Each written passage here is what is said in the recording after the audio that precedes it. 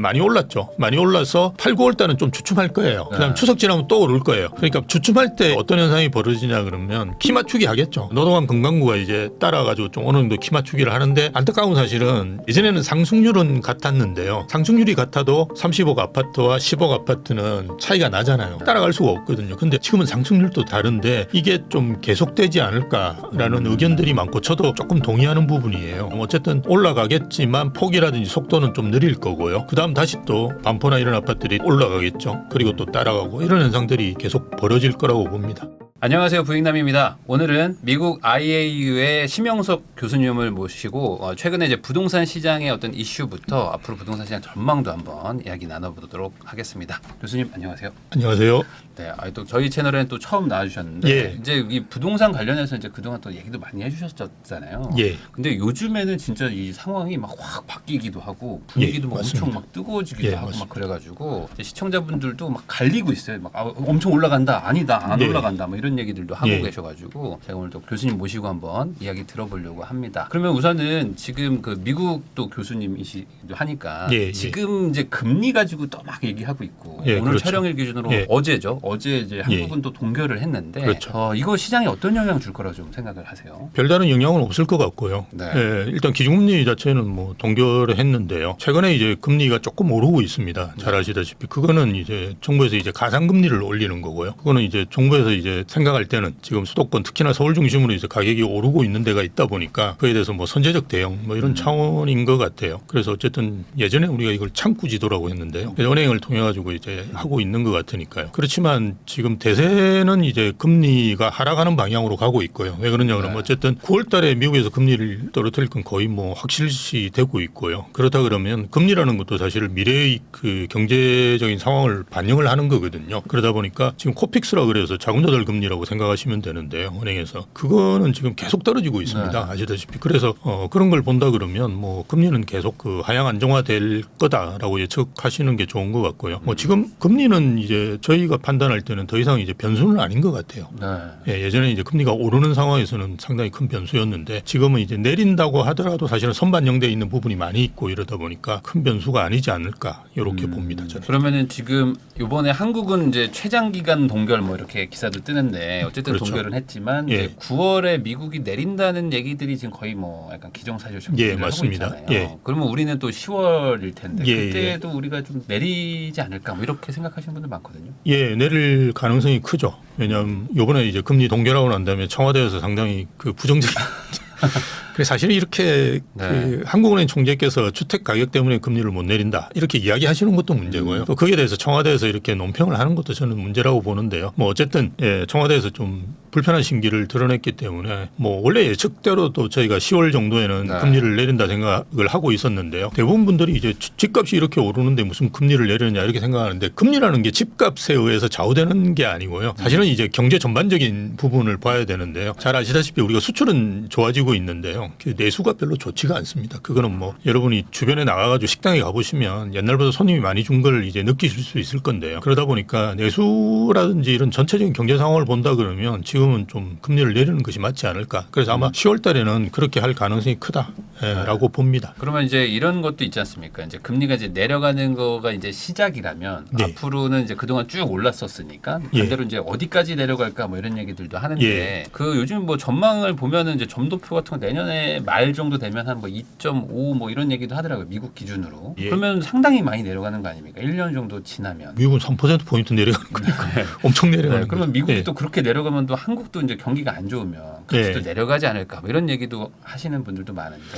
금리라는 게 사실 정치하고 관련이 없이 움직여야 되는 변수인데요. 안타깝게도 정치하고 상당히 관련을 가지고 움직일 수밖에 없는데요. 그런 걸 고려한다 그러면 저는 조금 빠르게 내려가지 않을까라고 그냥 추정을 하긴 하는데요. 그렇지만 우리가 과거에 이제 1, 2%대 저희가 대출을 받았잖아요. 그렇게 가기에는 시간이 좀 걸리지 않을까. 그래서 그렇게 봅니다. 그래서 한 3, 4%대 지금 현재 사실은 그 은행 가서 대출을 받아보시면 뭐 예전에 2%대도 있고 이랬는데요. 그거는 이제 장애우시면서 모든 걸 다 은행 쪽에 해야지 될 수 있는 거고요. 현실적으로 한 3.2%나 3.3% 정도가 최저금리였던 걸로 제가 기억합니다. 근데 아마 그냥 일반적으로 평균금리가 한 3% 후반대나 4% 초반대 정도 되시는 건데요. 그게 뭐 이제 한 3% 초반대 정도로 내려오는 정도 수준에서 상당 기간 가지 않을까. 그러니까 또 어떤 분들은 보면 금리 1% 담보대출 금리 1% 될 때까지 집 안 사겠다는 분들도 계세요. 가끔. 근데 그렇게 기다리시면 아마 기회가 오기가 쉽지가 않으실 거예요. 그러면은 이제 이런 것도 있어요. 이제 많은 분들 얘기하는 것 중에 하나가 이제 금리가 내려가는 건 경기 침체를 예상하기 예, 때문에 맞습니다. 내려가는 건데 예. 부양을 목적으로 하는 건데 그렇죠. 이 오히려 그 금리 내려가는 게 부동산의 악재인 거 아니냐. 경기가 안 좋아지는 건데. 근데 이제 부동산에는 또 예. 반대로 호재다라고 얘기하시는 분들도 있고 예, 이게 예. 뭐 어떻게 좀 봐야 되는 건가요? 그러니까 주식하고 부동산을 다르게 보셔야 되는데요. 부동산은 이제 뭐 사실은 필수제라고 보시면 되고요. 주식 같은 경우는 말씀하신 대로 금리가 떨어지면 지금까지는 주식이 떨어지는 경우가 더 많았던 걸로 제가 기억합니다. 오늘 또 제가 알고 있기로 나스닥이 상당히 많이 떨어졌어요. 그래서 금리 인하가 이제 다가오면서 이런 현상들이 벌어지는데요.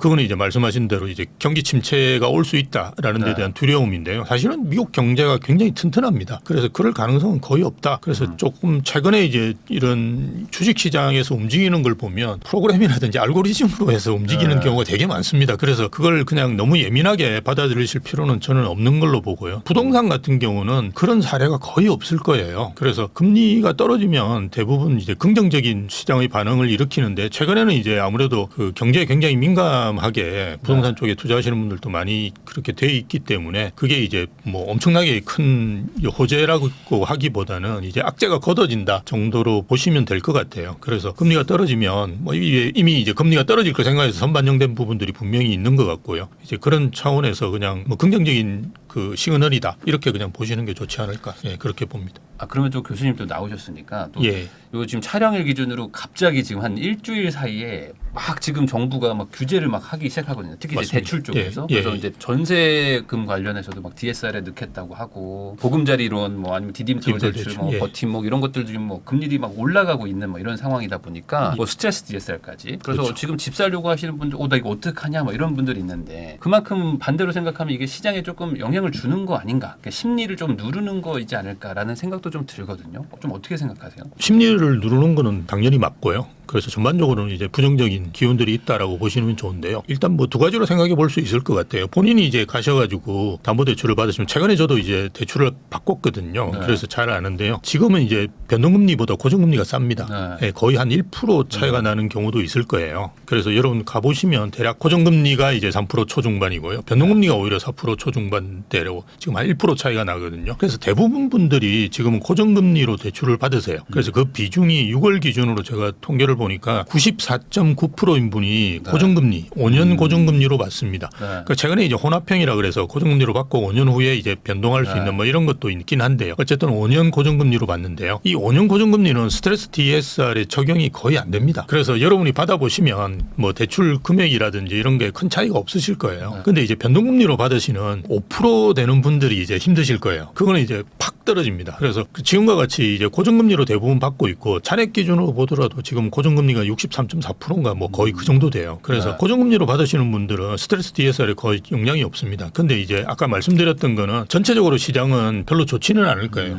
왜냐하면 정부에서 어쨌든 선제적 대응 같은 걸 계속 하기 때문에 계속 지금 정부에서 쓸 수 있는 방법이 뭐 대출밖에 없습니다. 대출밖에 없어요. 수요를 줄여야 되는데 수요를 줄이는 거는 지금 현재 대출밖에 없거든요. 그래서 대출을 계속 조이는 정책을 쓰지 않을까. 근데 그것도 사실은 은행이 지금 고분고분 잘 하거든요. 왜냐하면 지금 은행 입장에서 여러분들이 그 상반기에 대출 받는 게 되게 쉬우시고요. 하반기에 대출 받으면 원래 어려워요. 왜냐하면 상반기에 이제 대부분 이제 대출 영업이 소진되거든요. 그래서 얼마 안 남습니다. 이를테면 우리 30조 해야 된다. 그러면 상반기에 20몇 조가 그냥 다 날아가 버려요. 그러면 10조 안 되는 걸 가지고 하반기에 이제 영업을 하다 보니까 이걸 영업을 줄일 수 있는 방법이 뭐겠습니까? 금리 올리는 것밖에 없거든요. 그래서 대부분 은행에서도 하반기에 이제 영업을 하는데 금리가 대부분 올라갑니다. 그래서 하반기 때는 원래 올라가기 때문에 별로 좋지 않은 상황에서 이제 정부에서 쪼으니까요. 그렇지만 내년 상반기 되면 다시 또 은행에서 다시 돌아옵니다. 그렇게 해서 만약 지금이 좀 불편하신 분들 같으면 내년 상반기 정도 다시 뭐 이렇게 해보시는 것도 괜찮긴 한데 지금 뭐 주택시장 예측하기로는 올해 하반기도 상당히 좀 좋은 흐름이 있지 않을까라고 저는 보거든요. 네. 그래서 그런 점들도 다 판단하셔가지고 뭐 이를테면 주거선호 지역에서 조금 먼 지역 매입하시려고 한다 그러면 내년 상반기도 괜찮으실 것 같고요. 그렇지 않고 나는 뭐 마용성에 거의 가까운 지역에 좀 하시겠다 그러면 조금 서두르시는 게 좋지 않을까 그렇게 봅니다. 예. 그러면 지금 하반기도 약간 좀 상승을 좀 말씀해 주신 것 같은데 예. 우선은 그러면 이게 전반기라고 해야 될까요? 상반기에 지금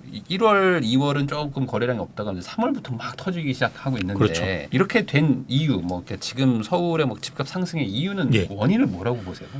일단 뭐 공급 부족하다는 게 심리적으로 상당히 크게 작용을 하는 것 같고요. 아파트 입주 물량이 제일 문제인데 지금 그 의미 있게 나오는 게 이제 던천주공, 올림픽파크 네. 코리아는 아니고는 사실 거의 없습니다. 잠실에 이제 르엘이라든지 뭐 잠실 레미안 아이파크라든지 네. 이런 것 제외하고는 대단지가 거의 없거든요. 이제 그런 차원에서 좀 불안하게 생각하시는 것 같고요. 또 하나는 이제 분양가가 계속 올라가니까요. 근데 네. 분양가는 뭐 뒤에서도 저희가 좀 이야기를 하겠지만 계속 올라갈 수밖에 없는 상황이고요. 왜냐하면 이건 지금 현재는 인플레이션 시대이기 때문에 뭐 여러분 주변에 가셔가지고 점심 드시어 보시더라도 지금은 많이 올랐습니다. 그래서 그게 따라서 사실 오르는 거라고 생각하시면 되는데요. 이제 분양가는 이제 그 위에 여러 가지 요소들도 많이 결합되어 있죠. 그러다 보니까 이제 많이 오르고 그리고 이제 아파트로 뭔가 이렇게 연립해서 집중되는 그런 성향도 있고 최근에 이제 21년하고 다르게 전세도 많이 오르고 있고 그죠. 이런 여러 가지 요인들이 결합돼서 오른 거라고 볼 수 있고요. 우리가 앞으로 이게 더 오를 거냐 뭐 이러는 것이 더 중요한데요. 그럴 때는 변수는 저는 뭐 세 개만 봅니다. 뭐 앞에 말씀드렸던 그런 수급하고 금융적인 상황 그리고 경기 요 세 개를 보는데요. 수급하고 이제 금융적인 상황은 계속 오를 수밖에 없고요.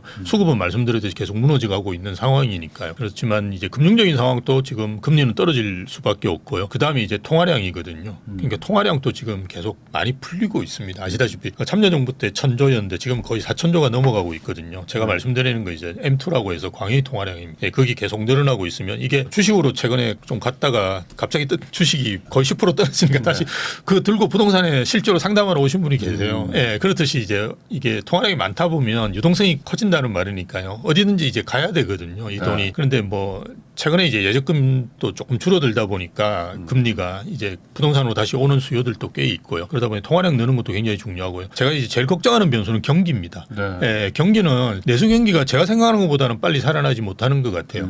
예, 그리고 뭐 제가 내수 경기 관련된 지표들도 여러 가지 보더라도 마찬가지인 것 같고요. 최근에 이제 그 설비 투자가 조금 늘어나서 그나마 좀 6월달에 좀 늘어났어요. 그래서 긍정적이라고 제가 보긴 하는데요. 조금 추이를 봐야 될 것 같은데 내수는 여전히 좀 안 좋은 것 같습니다. 그래서 내수 경기가 좀 변수고 나머지 변수들은 다 집값이 오르는 데는 긍정적인 변수들만 있는 것 같아요. 아 그러면은 사실 생각해 보면은 이제 지난 한 4, 5년간 또 엄청 올라갔다가 중간에 이제 확 빠지면서 이제는 이제 맞습니다. 끝났다라고 생각하던 분들도 많았을 텐데 이게 이제 다시 지금 전고점을 뚫고 막 올라가고 있단 말이죠. 예, 맞습니다. 그러면 이게 어찌 보면 이제 금리의 어떤 급등기를 빼고 나면은 그냥 아주 초장기 지금 상승장이 지금 가고 있는 거라고 봐야 될까요? 맞습니다. 저는 이게 2013년 8월부터 올랐고요. 저는 작년부터 계속 이야기해 왔지만 지금 상승기에서 잠깐 조정을 받았다라고 보거든요. 왜냐하면 하락기라는 거는 우리가 금융위기 왔을 때 한 5, 6년 이렇게 쭉 떨어지는 게 하락기지 1년 만에 반등하는 거는 하락기가 아닙니다. 그래서 전혀 이제 조정기 그러니까 금리가 1년 동안 7배가 올랐는데 뭔가 출렁이지 않을 가능성 거의 없죠. 그죠? 그래서 이제 출렁였고 다시 또 이제 반등을 하면서 상승기로 다시 진입했다라고 보는데요. 그렇다 그러면 지금 벌써 10년이 훌쩍 넘어가거든요. 근데 우리가 지금까지 이제 연구했던 걸 보면 한 10년 정도 오르고 6, 7년 떨어지고 이게 수도권의 아주 일반적인 상황이었어요. 그런데 뭐 더 많이 오르고 있으니까요. 걱정되는데 왜 이렇게 오를까? 저도 이제 그걸 고민하는데요. 아마 규제 때문인 것 같아요. 지금도 여전히 이제 규제가 굉장히 많이 있습니다. 윤석열 정부 들어가지고 규제 다 풀었다고 생각하시는 분은 민주당이 국회를 장악하고 있는 걸 잘 모르셔서 그래요. 법을 바꾼 게 맞습니다. 법을 바꾼 게 하나도 없어요. 예, 그나마 이제 제초안 잠깐 이제 협의해 준데 그것도 사실은 정부에서 이제 원하는 대로 그 해준 건 아니고요. 뭐 거의 찔끔 정도 해준 거니까요. 대부분 규제는 그대로 있습니다. 근데 우리나라 규제는 제가 이런 이야기 할 때마다 욕을 듣는데요. 베네수엘라하고 아주 비슷합니다. 외국에는 이런 규제가 없다고 보시면 돼요. 양도세 뭐 다주택자 양도세 규제 있는 나라도 거의 없습니다. 그런데 우리는 정말 황당한 건 토지거래허가구역인데요. 집을 사는데 구청장 허가를 받아야 된다. 베네수엘라도 아마 없을 거예요. 그런 게. 그걸 또 확대한다. 그런 식으로 규제가 계속 남아 있다 보니까 이게 계속 오르는 거 아닌가. 그래서 원래 경제학에도 보면 나와 있습니다. 규제를 하면 가격이 오른다. 네. 예, 그래서 그것 때문에 계속 오르는 게 아닌가 뭐 그렇게 봅니다. 예. 야, 그러면은 지금 이제 물론 어느 정도 약간 경고성 멘트인 것 같기도 한데 이제 뭐 서울시에서도 그렇고 막 토지거래 허가구역 더 하겠다. 이제 말 그대로 이제 공급이 안 되면 예. 수요를 이제 누르거나 뒤로 밀어야 되니까 그러려고 지금 하는 것 같은데 이런 정책이 되면 앞으로 더 안 좋아진다고 보시는 거잖아요. 그러니까 이를테면 공급을 늘려야 되는데 자기들이 잘못해놓고는 그 이제 윤석열 정부도 사실은 집권 초기에 그냥 공급에 대한 부분들을 실질적인 공급 네. 그죠? 그걸 챙겼어야 돼요. 그러니까 필요한 곳에 공급을 하는 것이 중요하지. 지금 뭐 상기 신도시 뭐 물론 그것도 중요하긴 한데요. 거기다 30만 원 공급하고 이러는 것이 중요한 게 아니라 서울 내에 그죠? 얼마만큼을 공급할 수 있느냐 이게 핵심이거든요. 왜냐하면 지금 제일 문제가 되는 게 서울이고 수도권 전체적으로 보더라도 집값은 한 0. 몇 프로 정도 오르는 상황이고요. 전국적으로는 떨어지고 있고 서울이 그나마 2.67% 정도 올랐는데요. 이것도 아주 정상적인 그 가격대입니다. 우리가 아파트 서울이 2.67% 올랐다 그러면 OECD 국가 중에도 굉장히 낮은 수준의 상승이에요. 근데 뭐 지금 반포동에 있는 뭐 레미안 몬베일리나 아크로 리버파크 보면서 계속 그 언론에서 과한 기사를 써니까 그걸 가지고 뭐라 그러는데 미국에도 보면 뭐 맨하탄이라든지 그죠? 이런데 집값이 몇 천억씩 하는 아파트가 있거든요. 그거 오른다고 해서 아무도 관심이 없어요. 네. 근데 비교 대상을 왜 그걸로 잡는지는 저는 잘 모르겠는데 어쨌든 지금 아주 정상적인 시장입니다. 정상적인 시장이고 아무래도 이제 상승 초입에는 강남 아파트들이 먼저 오르니까요. 이거는 뭐 어느 나라나 다 같은 이야기예요. 그래서 그게 좀 오르니까 이걸 가지고 막 이렇게 규제를 하려고 하는데요. 사실은 공급을 하지 않고 계속 규제만 한다 그러면 이건 또 뭐 문재인 정부 시즌 2가 되는 거죠. 저는 더 오를 수 있는 여지를 제공한다라고 봐요. 그래서 지금 당장 뭐 공급이라는 게 뭐 바로 내일 지어지는 게 아니니까 그렇죠. 아무래도 이제 뭐 비아파트, 뭐 빌라나 예. 오피스텔 이런 것들이 좀 빨리 지어지니까 뭐 그런 것들을 공급하려고 정책도 나오고 있긴 한데 뭐 그런 걸 떠나서 우선은 제일 큰 게 한 채만 사라는 이 다주택자 규제 이것 때문에 지금 계속 똘똘한 한 채로 가는 거가 이게 지금 이런 상황을 만든 거 아닌가 싶기도 하거든요. 그렇죠. 그러니까 지금 반포동에 50억, 30평이 50억 되는 거 알고 계시는데요. 40평은 65억이에요. 네. 원밸류 같은 경우. 그러니까 그렇게 이제 가격이 계속 오르는 이유는 이 수요가 강남도 보면 집중될 수밖에 없잖아요. 왜냐하면 말씀하셨던 이제 분양가 상한제 통해 가지고 계속 그런 집을 못 짓게 만들었고요. 똘똘한 채로 모는 다주택자인데 규제. 거기다 토지거래허가구역이 서초구만 적용한다. 네.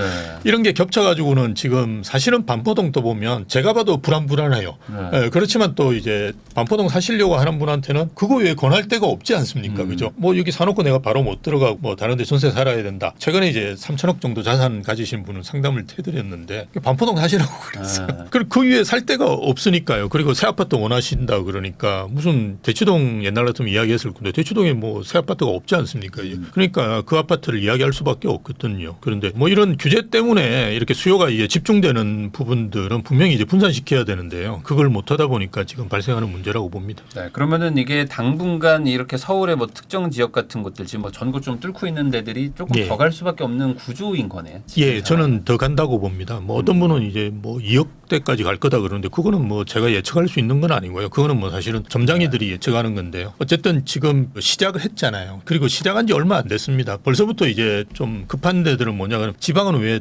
계속 떨어지느냐 이야기를 하는데 지금 지방이 오를 때가 아니죠. 부동산에 오래 투자하신 분은 당연히 아는 이야기입니다. 네. 지금 이제 서울 그리고 이제 서울에서도 이제 노동안 금강구라고 하는 데가 최근에 거래가 늘어나고 있어요. 그래서 조금 기다리시면 그쪽도 물론 이제 오른 지도 한두 달 정도밖에 안 됐거든요. 서울에 이제 하락률이 줄어들면서 상승폭이 커진 이런 지역들은 거의 6개월 가까이 됐거든요. 그런 지역들은 이제 쭉 가고 있고요. 그래서 노동안 금강구도 사실은 좀 있으면 오를 거고요. 지방도 오를 거예요. 오를 네. 건데 지금은 이제 시작 초기잖아요. 그래서 아마 지금 조금 이제 많이 올랐죠. 많이 올라서 8, 9월 달은 좀 주춤할 거예요. 네. 그다음 추석 지나면 또 오를 거예요. 그러니까 주춤할 때 이제 어떤 현상이 벌어지냐 그러면 키 맞추기 하겠죠. 네. 네, 노동안 금강구가 이제 따라가지고 좀 어느 정도 키 맞추기를 하는데 안타까운 사실은 예전에는 상승률은 같았는데요. 상승률이 같아도 30억 아파트와 10억 아파트는 차이가 나잖아요. 그렇죠. 이게 똑같이 10% 오르면 10% 3억, 여기는 1억밖에 모르니까 네. 따라갈 수가 없거든요. 근데 지금은 상승률도 다른데 이게 좀 계속되지 않을까라는 의견들이 많고 저도 조금 동의하는 부분이에요. 그렇다 네. 그러면 어쨌든 올라가겠지만 폭이라든지 속도는 좀 느릴 거고요. 그다음 다시 또 반포나 이런 아파트들이 또 올라가겠죠. 그리고 또 따라가고 이런 현상들이 계속 벌어질 거라고 봅니다. 그럼 그 과거와의 차이가 약간 지금 네. 물가 상승률에다가 뭐 이런 금리 높은 거 이런 걸 고려해가지고 지금 재건축에 대한 기대감이 많이 꺾이니까 예, 아무래도 예. 좀 이렇게 저가 지역들 중에는 좀 재건축해야 되는 노후 단지들도 많다 보니까 예, 맞습니다. 신축인데들로 꽂히니까 사람들이 좀 그래서 더 벌어지는 걸까요? 이거 어떻게 좀 생각하세요? 그런 면도 있을 거예요. 이게 투자하시거나 사시려고 하는 수요자들이 어쨌든 어떻게 움직이느냐가 중요한데요. 지금 현재 수요자분들 중에는 구축 사시는 분들은 거의 없고요. 저희도 이제 권하기가 상당히 어려워요. 그러니까 강남이나 이런 데들은 아마 갈 거예요. 그러니까 뭐 조금 뭐 몸택 가시든 이렇게 네. 하시면 된다라고 말씀드릴 수 있는데 노동항이나 금강구 쪽에 있는 아파트들은 사실은 재건축이 되기가 쉽지가 않고요. 우리가 30평대 같은 경우는 지금 뭐 분담금이 한 5억이 훌쩍 넘어가거든요. 네. 30평대가 그냥 3억 정도 내가 돈 더 내고 지으면 안 되냐 생각하는데 커뮤니티도 지으셔야 되고요. 그렇죠. 예. 네. 다 지어야 됩니다. 그래서 그게 대략 그게 공급 면적이 계약 면적이 맨날 헷갈리는데요. 그게 여러분들이 이제 분양을 받아 보시면 그게 50몇 평으로 나와요. 30평대가. 그래서 5억, 6억씩 막 이렇게 들어갑니다. 근데 내 아파트가 5억, 6억 하는데 5억, 6억을 보태 가지고 15억이 될 가능성이나 20억이 될 가능성이 있으면 투자하겠죠. 근데 안 되거든요. 실제로 지금 반포동에도 보면 20억대 아파트들이 있어요. 예, 반포 프루지오라든지 아니면 저 잠원 신동아 같은 아파트가 20억 중반대 하거든요. 근데 이 아파트의 특징이 20년이에요. 그러니까 이게 뭐 대건축도 되는 것도 아니고 이도저도 아니고. 예, 이거도 아니니까 네. 그런 상태에 머물러 있거든요. 뭐 세대수 적은 것도 있어요. 반포 프로지오 같은 경우는. 그렇지만 이 아파트들도 나중에 40년, 50년 되면 그에 맞춰가 이제 가격대가 올라가겠죠. 그래서 재건축이 되느냐 안 되느냐에 따라서 이게 많이 다르기 때문에 사실은 신축으로 사실 몰릴 수밖에 없고요. 그래서 노동항 쪽에 그냥 사시겠다, 좀 저렴한 걸 원하신다 그러더라도 저희가 이제 저는 추천드리는 데가 거기도 이제 새 아파트들이 가끔 있어요. 네. 예, 그런 아파트들을 오히려 추천드리다 보니까 수요가 계속 몰리는 거죠. 아까 말씀하신 것처럼 3천억 뭐 부자든 뭐 누구든지 간에 이제 신축인 걸 좋아한다라고 이제 먼저 그렇죠. 딱 정해 놓으면 예, 예. 사실 살 수 있는 데가 쫙 줄잖아요. 정말 서울이. 줍니다. 예, 맞습니다. 워낙 정말 노후도가 줍니다. 높아가지고. 예, 예. 근데 한강이 보였으면 좋겠어요. 뭐 이래버리면 이제 반포동밖에 없습니다. 반포밖에 없고. 반포밖에 없습니다. 그러니까 이제 계속 거기서 이제 몰리다 보니까 그런 분들이 이제 다른 데로 가려면은 재건축이라도 좀 활성화가 되든지 해야 될 텐데. 예, 그래서 네. 그냥 내면 원벨리 살려고 하는데 이게 네. 지금 뭐 가격이 높냐, 뭐 언제 사는 게 좋냐 이런 걸 물어보시지 그냥 단지도 안 물어보세요. 단지도 그냥 안 난 이거 물어보세요. 사고 싶다. 아니 본인 찾아봐도 레미안 온밸리밖에 없거든요. 네. 예, 아쿠로 레오팍도 이제 조금 2016년이잖아요. 그래서 이제 구축으로 조금 있으면 들어가거든요. 네. 예, 그러다 보니까 이제 그거만 찾으세요. 그러면은 그 이제 어떤 신축의 실거주 수요가 지금 약간 시장을 주도하고 있다 뭐 이렇게 봐야 되는 거잖아요. 예, 혹시 뭐 또 맞습니다. 다른 좀 어떤 주체들도 좀 있다고 보세요? 작년 말에는 거의 뭐 주체를 파악하기 힘들 정도로 사람이 거의 없었고요. 올 초만 하더라도 이제 갈아타기 수요가 꽤 있었어요. 그러니까 무주택자분이 사는 분들은 거의 없었던 것 같아요. 아마 올 초 시장이 별로 그렇게 좋지를 않아서 이렇게 선뜻 하시기 힘들었었던 것 같아요. 그다음 3, 4, 5월 달로 되면서 이제 무주택자분들이 전세가 이제 7, 8월 달에 되면 계약갱신 청구권 써가지고 이제 만기되는 매물이 나오니까 네. 벌써 이제 찾기 시작하는 거죠. 그런데 이제 전세 주인은 이제 콧대가 높아지고 뭐 나가라고 자꾸 그러고 이러니까 기분 나쁘고 이러니까 자금력이 있으신 분들은 이제 살려고 네. 덤비 들죠. 그래서 전세에서 이제 매매로 전환하는 수요가 늘어났고요. 최근에는 갭 투자도 늘어나고 있어요. 저희가 올 초만 하더라도 한 오대방에서 한 5% 정도 됐었어요. 갭 투자를 하려고 찾는 분이. 네. 근데 지금은 20%가 넘었으니까요. 꽤 많이 늘었어요. 근데 뭐 통계로 보니까 훨씬 더 많은 것 같아요. 근데 어쨌든 저희 이제 통계로 보더라도 그 정도 늘었으니까요. 갭 투자 많이 늘고 그럼 주전 계약이라 그래서 주인이 그냥 전세 살고 네. 타는 거 뭐 이런 것도 꽤 있는 걸로 봐서는 최근에는 이제 다주택자만 남아 있고 거의 이제 됐는데 예전하고 다른 게 조금씩 이제 주체들이 바뀌는데요. 이게 누적이 됩니다. 계속. 그러니까 갈아타는 사람들도 계속 있고요. 또 계속 갈아타고. 계속 갈아타고 그다음에 이제 무주택자분들도 전세에서 이제 매매로 넘어가는 분들도 계속 이제 오시고 그리고 갭을 하시는 분도 계속 늘어나고 다주택자는 아직까지 안 오시는 것 같아요. 대신에 이제 지방에서 가끔씩 이렇게 저는 이제 실수요 다주택자라고 그러는데요. 자제분들 집 사주는 네. 그런 분들이 옵니다. 저도 이제 고향이 부산이거든요. 그래서 네. 친구들이 이제 전화해가지고는 애들 대부분 이제 친구 자제분이죠. 그런 친구들이 다 서울에서 대학을 다녔거나 아니면 나머지 반 중에 또 반은 또 서울에 직장을 잡거든요. 네. 그래서 서울에서 집을 사려고 합니다. 대부분 8, 9억대 원해요. 그런 거 한 채 사주려고 하는 자식 명의로 사거나 아니면 또 본인 명의로 말 잘 들으면 자식 명의로 사고 말 안 들으면 그냥 자기 명의로 사고 이러는 분들이 전화가 와요. 물론 다주택자이긴 한데 사실은 그거는 실수요 다주택자에 가깝거든요. 그런 걸 제외하면 다주택자는 거의 없어요. 그러면은 그렇게 수요가 이제 몰린다는 건 반대로 어딘가에선 수요가 빠지는 거지 않습니까? 그렇죠. 근데 빠지죠. 그 수요가 지금 지방에서 그럼 빠지는 거라고 봐야 맞습니다. 되는 예, 거예요? 금방 말씀한 대로. 그러면 이 지방은 앞으로도 지금 이 상황이라면 이 구조라면은 뭐 쉽지는 않겠네요. 이 어떤 서울과의 어떤 이 간격이 벌어진다는 거에 대해서. 저도 고향이 부산인데 네. 이게 상담할 때 대부분 그렇게 추천드려요. 부산 지방은 살아라. 전세 살고 서울에 사시라. 왜냐하면 아니, 그러니까 얼마 전에도 이제 구서동이라는 데가 있는데요. 부산에 한 15년 된 아파트입니다. 거기서 본인이 이제 좀 새 아파트로 가려고 이렇게 저한테 문의를 했어요. 그래서 친구인데 내가 그거는 그냥 전세 살아라. 네. 그리고 전세는 너가 이제 편한 대로 갈 수 있기 때문에 뭐 좋은 신축 네. 그런 데 가면 요즘 4년 사니까요. 그리고 살아라. 그리고 나머지 돈으로 해서 서울에 갭 투자 같은 걸 하는 게 네. 좋지 않느냐라고 이제 추천을 드릴 수밖에 없는 게 물론 지방도 이제 굉장히 많이 오를 때는 있을 겁니다. 근데 이제 그게 굉장히 좁아질 거예요. 제가 이제 가끔씩 그 유튜브 나가면 하는 이야기가 점선면이라고 표현을 하는데요. 서울은 이제 면적입니다. 그래서 네. 강남 상구, 마용성 뭐 이런 데들이 엄청 넓잖아요. 그렇게 이제 투자하셔도 문제가 없는데 이제 경기도는 이제 선이고요. 반도체 라인, GTX 라인 이런 쪽으로 그냥 투자하지. 물론 이제 주변이 다 죽는다는 게 아니고요. 그래도 서울만큼이 그죠. 상승률을 좀 우리가 보이는 데를 찾으신다 그러면 그 라인을 이제 타고 하시거든요. 지금 또 이미 라인이라고 그냥 이야기를 네. 하세요. 예, 그러니까 8호선 라인, 신분 당선 라인 뭐 이렇게 네. 이야기하시거든요. 근데 지방은 아마 점이 될 거예요. 이제 그 말은 뭐냐 그러면 저는 이제 서울이 트로피 SS라 그래가지고 우리가 어디 가서 내가 어디 사느냐 이렇게 이야기할 수 있는 데들은 한 20억 되는 데라고 보거든요. 장기적으로. 왜냐하면 네. 마용성 여기가 대략 좀 괜찮은 아파트가 한 20억 넘어가잖아요. 네. 그래서 그 정도 3, 40평대 사는 분들은 이야기할 수 있을 거예요. 나머지 데들은 사실은 어디 가서 자랑하기는 요즘 저희 때 이야기 아닙니다. 저희 때는 친구가 뭐 강남 안 산다고 해서 구박하고 이런 건 없는데요. 요즘은 플렉스 이래가지고 젊은 분들은 그걸 되게 많이 따지시는 것 같아요. 그렇다 그러면 20억이 될 건데요. 그러면 지방은 10억이냐? 그건 아니라는 거예요. 네. 제가 판단할 때는. 지방도 한 20억은 아니지만 한 15억은 될 거예요. 그러니까 이제 더 줄어드는 거죠. 네. 그죠? 그래서 지방에도 15억 이상 넘는 아파트들 꽤 있습니다. 예, 예전에 이제 보면 대구나 이런 데도 17억, 18억씩 부산도 그렇고 그렇죠. 되는 아파트들이 30평대가 있었거든요. 그래서 그 정도 사는데 뭐 해수동이라든지 대구는 이제 뭐 잘 아시는 네. 수성에 네. 범사 어머. 만삼선인가 뭐 거기 뭐 이런 데들만 살아남고 그죠. 나머지들도 뭐 오르긴 오르겠지만 오르는 폭들이 굉장히 낮아지겠죠. 그래서 키 맞추기는 할 거예요. 키 맞추기는 하지만 양극화는 계속 벌어질 수밖에 없는 게 이게 소득이 늘어나면 부동산 부분만 그런 게 아니지 않습니까? 잘 아시다시피 모든 분야에서 양극화, 뭐 교육도 마찬가지고요. 그렇게 네. 양극화가 일어나는 거니까요. 이건 당연한데 우리가 이제 정책적으로 얼마만큼 줄일 수 있느냐의 문제이지 안일하게 한다는 거는 정치적인 그냥 수사예요.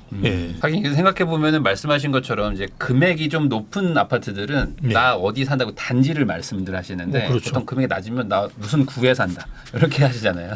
맞습니다. 그런 것처럼 이게 약간 명함이 돼버리다 보니까 요즘에 이 집이라는 게. 그게 좀 안타깝긴 한데 네. 뭐 그렇게 가는 걸 뭐 물론 우리가 윤리적으로 나쁘다고는 이야기할 수 있지만 저희 네. 같은 사람은 이제 그게 맞춰가지고 분석을 해야 되니까 네. 안타깝죠. 예. 네. 그러면은 또 이것도 한번 좀 여쭤보겠습니다. 네. 그러면 이제 전세 쪽은 이제 계속 올라가고 있는 추세인데 그렇죠. 전세는 오히려 지금 뭐 아까 말씀하신 그런 뭐 수요나 어떤 뭐 수급 이런 것도 뭐 중요하겠지만은 이제 당장 신축이 공급이 안 되면은 전세는 뭐 바로 영향 받지 않습니까? 예, 맞습니다. 빈집이 없으면 예. 이 지금 전세 상승세는 어떻게 될 것 같으세요? 계속 가겠죠. 전세가 계속 오르고 가치 매매도 오르고 이러는 상황이 계속 벌어질 거예요. 원래 뭐 네. 상승기 때는 그렇게 가는 거니까요. 지금 어쨌든 전세는 이제 입주 물량의 함수거든요. 그래서 신축이 줄어들면 뭐 당연히 전세는 강세로 갈 수밖에 없고요. 그전 21년도하고 지금하고 큰 차이점은 이제 그거라고 볼 수 있는데요. 전세 매물이 많지 않아요. 진짜 나오면 바로바로 계약될 정도로 저희도 이제 전세 이렇게 가격 괜찮은 게 나오면 광고를 안 해요. 이렇게 숨겨뒀다가 이렇게 왜냐하면 광고하고 이러면 막 공동으로 중개하자고 그러고 네. 이런 게 그럴 수 오거든요. 그러니까 양탈을 하기 위해서 그냥 안 하기도 하고 이런 분들이 지금은 중개사분들이 되게 많아요. 제 이야기를 중개사분들은 다 이해하실 거예요. 네. 그래서 전세 강세 분위기는 상당히 갈 거라고 보고요. 전세가 조금 최근에는 이제 매매가 이렇게 오르다 보니까 전세 상승률이 낮아졌어요. 그래서 그게 이제 매매 거래가 확 늘어나면서 전세 거래가 이제 좀 줄었거든요. 그러면서 전세 갈 사람들이 집을 사버리니까. 그렇죠. 맞습니다. 그게 이제 전세가 매매로 전환되는 수요인데요. 최근에 다시 또 이제 거래가 뭐 이제 8월 달 통계 보시면 아실 거예요. 한 4, 5천 될까 말까 할 거예요. 네. 그러면 이제 또 매매가 좀 줄면서 전세가 이렇게 늘어나는데요. 가격이. 어저께인가 통계를 보니까 그전주하고 비교해서 서울은 이제 0.3%대 오르다가 0.27%인가 뭐 이렇게 조금 떨어졌어요. 그럼 어떻게 되느냐? 전세가 또 올라요. 0.177%에서 0.2%. 네. 이렇게 이게 왔다 갔다 하면서 이제 계속 이렇게 가는 거예요. 그게 아주 일반적인 부동산 시장의 상승 분위기고요. 0.27%는 굉장히 높은 겁니다. 연율 기준으로 보면 15%입니다. 15%. 네. 상승률이 굉장히 좋은 거예요. 그러니까 이게 전세 상승을 지금 막으려면 어쨌든 공급 뭐 아니면 뭐 진짜 비아파트라도 엄청나게 예. 대규모로 가야 되는데 그렇죠. 그게 지금 당장은 뭐 답이 안 보이는. 그러면 맞습니다. 지금 예. 교수님 얘기를 이제 쭉 들어보면은 결국에 이제 상승 요소들이 많다라고 이제 느껴지거든요. 그럼 그렇죠. 반대로 이제 뭐 일어나진 않았는데 뭐 하락 요인이랄 게 뭐 있을 수 있을 게 있을까요? 지금 그러니까 이건 거의 블랙스완 아니면 없으니까 네, 어떤 뭐 뭐 중국이 예상하지 못한 중국이 대만을 침공하거나 그런 전쟁이 또 일어나는 거 아니고는 제가 생각하는 변수는 그러니까 지금 이제 저도 상담을 많이 드리는데요. 상담하면 이제 주택을 더 늘리려고 하는 분들이 가끔 계세요. 그럼 제가 이제 좀 조심하라라고 이제 말씀을 많이 드리거든요. 왜냐하면 지금 현재 저희가 보유세가 많이 떨어져 있거든요. 예전에 뭐 100이었다 그러면 거의 20, 30으로 지금 서울에 이제 두세 채 가지고 있는 분은 잘 아실 거예요. 그 정도로 많이 떨어져 있어요. 그러다 보니까 지금 이 추세가 계속될 거라고 생각하시는데 지금은 저희가 앞에서 좀 이야기했지만 뭐 법을 바꿔가지고 이게 떨어진 게 아니잖아요. 그러니까 뭐 그 공시가 현실화율을 멈춘다든지 아니면 공정시장 가액 비율을 낮춰가지고 된 거거든요. 이거를 원 상태로만 돌리면 여러분 원래 생각했던 100 훌쩍 넘어가지고 이제 될 거예요. 한 3배에서 5배 정도 그냥 바로 올라갑니다. 근데 차기 정부가 어떻게 될지 아무도 모르잖아요. 사실은 이제 정치 리스크가 제일 큰데요. 아까 말씀드렸던 뭐 중국이 대만 침공한다는 것도 정치 리스크라고 볼 수 있거든요. 뭐 시진핑 씨가 그냥 마음대로 하면 되는 거니까 물론 뭐 그렇지는 않지만 어쨌든 거기는 독재 국가니까요. 그렇게 네. 그냥 할 수 있거든요. 그러니까 정치 리스크가 제일 큰데 차기 정부에서 만약 민주당에서 집권을 했는데 국회도 민주당이 장악했다 이러면 저는 상당히 다른 시장이 펼쳐질 수도 있다고 봐요. 그래서 지금 그게 가장 큰 변수고요. 네, 물론 이제 장기적으로 본다 그러면 정말 상승기가 너무 길어질 수 있는 그런 네. 요인들을 만들어낼 수는 있지만 단기적으로는 시장의 충격이 굉장히 갈 거예요. 그래서 지금 뭐 무리하게 이제 그 주택을 늘리거나 이러는 거는 좀 조심하시는 게 좋지 않을까 그렇게 봅니다. 이게 사실 요즘에 그 전문가 이런 분들이 지금 예상하고 있는 게 이제 25년까지 뭐 이게 상승세다, 26년이다 뭐 이런 얘기를 예, 하지만 예, 어찌됐든 간에 지금 좀 더 간다는 거잖아요. 그렇죠. 네, 그러면 예. 그때쯤이 딱 이제 대선 시즌 맞습니다. 딱 이제 전에 예. 딱 예, 겹치게 맞습니다. 되면은 예. 이제 말 그대로 이제 정치적으로 다시 한번 규제를 강하게 할 수밖에 없다. 이게 또 대세가 될 수도 있지 않습니까? 그렇죠. 저도 그게 걱정이어가지고 저희 같은 나이는 이제 리스크 관리를 하는 나이거든요. 네. 그래서 저희 이제 상담하는 분들도 보면 연세가 꽤 되신 분들도 많으니까요. 그래서 그런 게 있을 수 있다라고 이제 말씀을 드리고 지금 이제 당신이 그냥 재산세 적게 내고 종부세도 적게 내고 편안하게 있는 게 네. 그게 뭐 법이 바뀌어가지고 영원히 갈 수 있는 게 아니다. 그래서 조심하시는 게 좋다라고 이제 말씀을 드리죠. 하긴 그거는 이제 정부가 뭐 바꾸면 되는 거니까 다시 뭐 그러니까요. 올라갈 수도 있는 그거는 거라서 뭐 이제 바로 바꾸면 끝나니까. 시장 상황에 따라서 갈 수도 맞습니다. 있다. 예, 그런 것도 예. 좀 조심해야 될 것 같습니다. 예. 네, 그러면 이제 정부의 정책 좀 여쭤보도록 하겠습니다. 이 예. 정부가 이번에 어쨌든 88 공급 대책을 발표를 했는데 시장에서 반응이 뭐 이렇게 강하지는 않은 것 같아요. 지금 예. 어떻게 보십니까, 우선? 뭐 지금 할 수 있는 걸로 해서 그냥 최선을 다한 거라고 보여지긴 한데요. 좀 안타까운 점이 많이 있죠. 그래서 어쨌든 옛날하고 똑같이 이제 양적인 숫자 같은 거 발표하는 건 좀 안 했으면 좋겠는데 그게 네. 지금 그런 숫자 같은 걸 지방에서 보시면 정말 섬찟하거든요. 그러니까 좀 그냥 서울에 맞는 그러니까 네. 필요한데 주택을 많이 공급하는 것이 중요한데요. 뭐 그렇게 하지 않는 거는 좀 저는 문제가 있다고 보고요. 실기했다고 저는 봐요. 이를테면 네. 우리가 그 코로나가 터지는 바람에 그죠? 뭐 가격이 좀 조정을 받고 이러니까 정부에서 그냥 사실은 공급에 대해서 손 놓고 있었거든요. 특히나 뭐 정치인 장관이 또 들어오다 보니까 또 문제도 생겼고요. 네. 그래서 실기를 했다라는 게 저는 뭐 맞는다고 보고요. 근데 어쨌든 뭐 이게 공급 대책은 정말 끊임없이 계속해야지만이 겨우 잡을 수 있는 거다. 네. 왜냐하면 앞으로 이제 그걸 할 수 있는 게 옛날에 비해서 훨씬 더 어렵거든요. 아파트를 우리나라는 이제 1000세대를 지어야 되기 때문에 이런 거는 꾸준히 해야 되는데 실기를 했고 너무 지금 여전히 양적인 대책 위주로 하고 있는 것이 아닌가 그렇게 봅니다. 예. 사실 이게 집값이 막 빠지고 하락할 때 공급을 막 해야 되는데 그래야지 이제 맞습니다. 나중에 예. 좀 이제 상승세를 좀 잡을 수 있는데 보통 빠지면 우선은 좀 지켜보자 이렇게 되다 보니까 그러니까요. 네. 좀 근데 잘못된 거죠. 아까 말씀하신 것 중에 이제 필요한데 공급을 해야 된다라고 말씀하셨지만 사실 예. 서울은 이제 땅이 없지 않습니까? 예. 그래가지고 이제 그린벨트 해제가 나왔습니다. 그래서 예. 이걸로 이제 8만 호 공급한다고 했는데 어쨌든 뭐 당장 공급은 안 되는 거지만 어쨌든 예. 양질의 입지에다가 대규모 공급. 그래서 예전에 뭐 MB 정권 때 했던 거가 뭐 다시 떠오른다 이런 얘기도 하시는데 예. 요거에 대해서는 어떻게 생각하십니까? 그린벨트 해제 정책에 대해서는 저는 아주 부정적입니다. 아주 부정적이시구나. 예.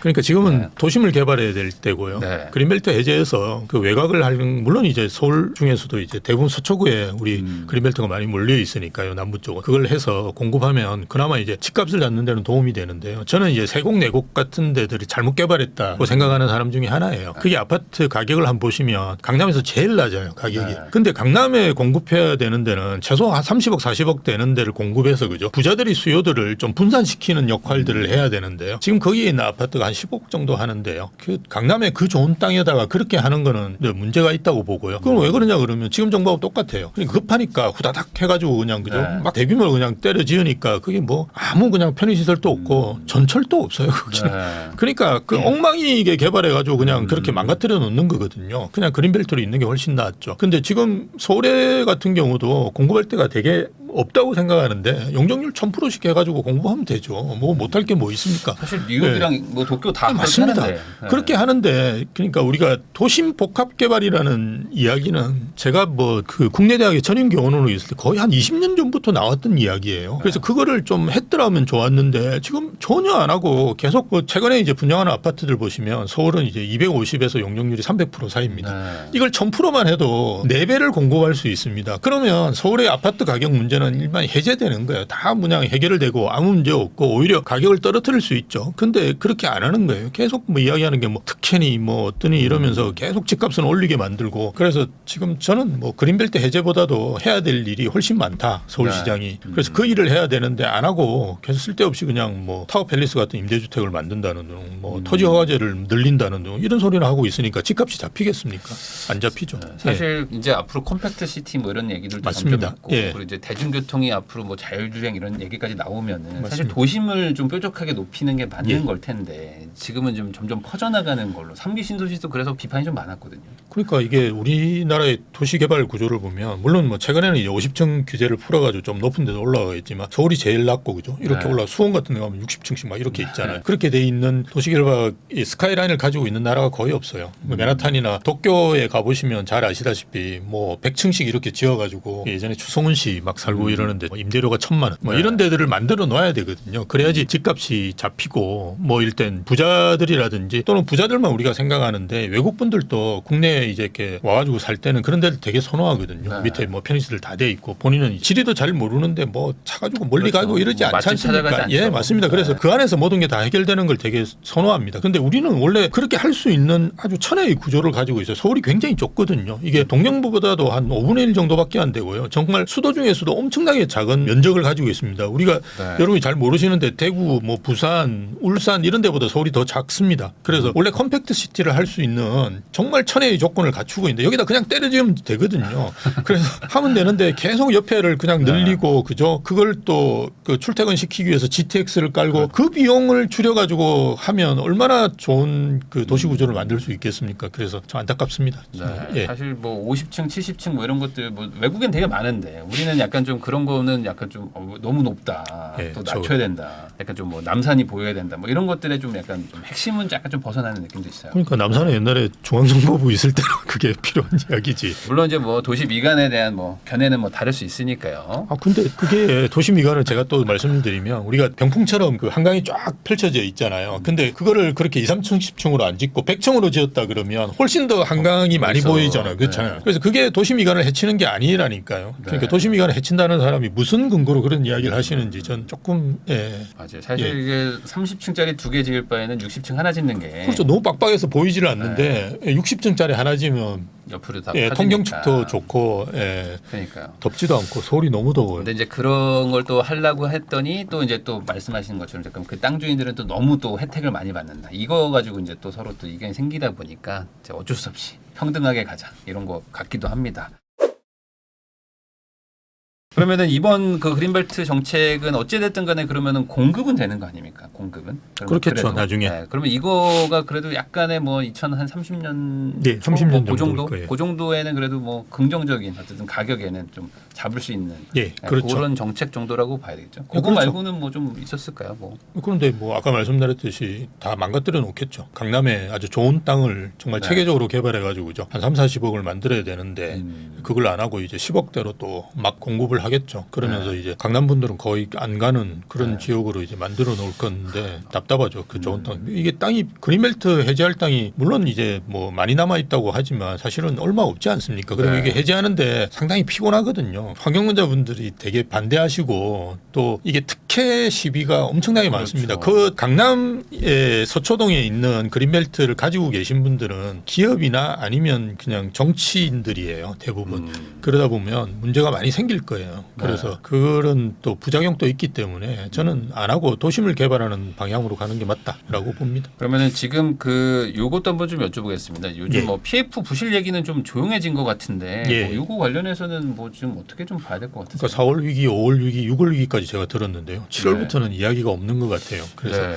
위기 이야기하시는 분도 이제 지쳤는지 이야기를 안 하는데요. 제가 원래 건설산업연구원에 있었는데요. 거기서 이제 한번 분석한 자료가 보면 정말 자빠질 거 다 자빠지면 한 70조 정도 문제가 네. 생긴다라는 거고요. 정부에서 이제 발표한 거는 한 30조 정도 됩니다. 근데 이게 이제 최대치로 잡은 거예요. 최대치로 잡은 건데 우리나라 그 5대 시중은행의 영업이익이 1년에 30조입니다. 그렇습니다. 그래서 네. 그걸 30조 사이에 있겠죠. 근데 1년에 영업이익으로 다 해결되는 것 때문에 우리나라 금융 시스템이 망가진다, 경제가 휘청거린다. 그렇게 이야기하는 사람은 정말 경제학 교과서를 좀 읽어보시면 좋을 것 같아요. 물론 이게 PF 부실이라는 게 대부분 지방이거든요. 어쨌든 이게 안 팔리니까 생긴 문제이거든요. 그래서 그 문제를 해결하자는 이야기를 저도 뭐 1, 2년 전부터 계속 이야기해 왔고요. 지방 같은 경우는 5년 양도세 면제 같은 거를 사실은 이 정부에서만 처음 쓰는 건 아니고요. 네. 예전 정부에서 계속 써왔던 정책이거든요. 한 2번 정도를 썼습니다. 그래서 그걸 했더라면 많이 좋아졌을 거예요. 근데 계속 안 하고 그러니까 우리가 공급 정책을 하면서 수요를 생각 안 하고 공급 정책을 하거든요. 이 정부는. 그리고 지금까지도 계속 그래 왔고요. 근데 수요를 전혀 생각 안 하고 공급을 계속 하는 거는 지방분들 입장에서 본다 그러면 이건 무슨 죽자라고 하는 거나 마찬가지거든요. 그래서 물론 이제 저축은행이라든지 단위농협 이런 것들이 하나씩 무너질 수는 있겠죠. 그렇지만 그게 세계 9위, 10위를 하는 경제력을 가지고 있는 나라에서 네. PF 부실이 국가 전체의 경제를 흔든다는 거는 조금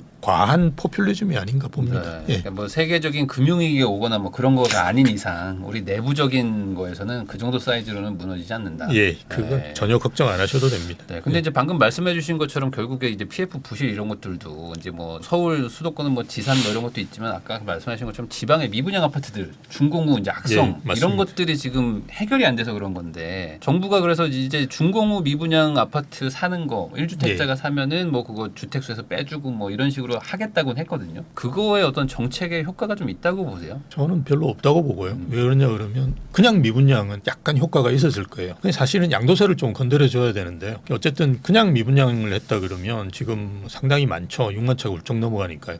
그 중공업 미분양은 제가 알고 있기로 15,000채 정도 되는 걸로 알고 있습니다. 물론 이제 80%가 지방이죠. 이게 구조적이에요. 한 2, 3년 동안 계속 80%가 지방에 있습니다. 그러니까 지방은 이렇게 지자체장들도 보면 계속 대구라든지 이런 특정 지역 같은 경우는 시장님이 이제 못 짓게 만들어 네, 버렸잖아요. 아예 인허가 안 해준다. 예, 인허가를 아예 안 해가지고 대구나 부산은 내년 되면 뚝 떨어져요. 네, 공급량이. 근데 다른 지역들은 이게 집을 지으면 사람이 는다라고 생각을 해요. 너무 단순해요 보면. 근데 집을 지으면 다른 데서 비겠죠. 이건 네. 제로섬 게임이니까 지방은. 그래서 어쨌든 그렇게 계속 짓고 있다는 말이거든요. 그래서 뭔가 해결책을 만들어야 되는데 뭐 중공업 미분양은 사실은 우리가 건설 쪽이라든지 개발 쪽 하시는 분은 잘 알겠지만 이건 이미 대충 그냥 정리되어 가지고 이제 끝까지 온 거거든요. 네.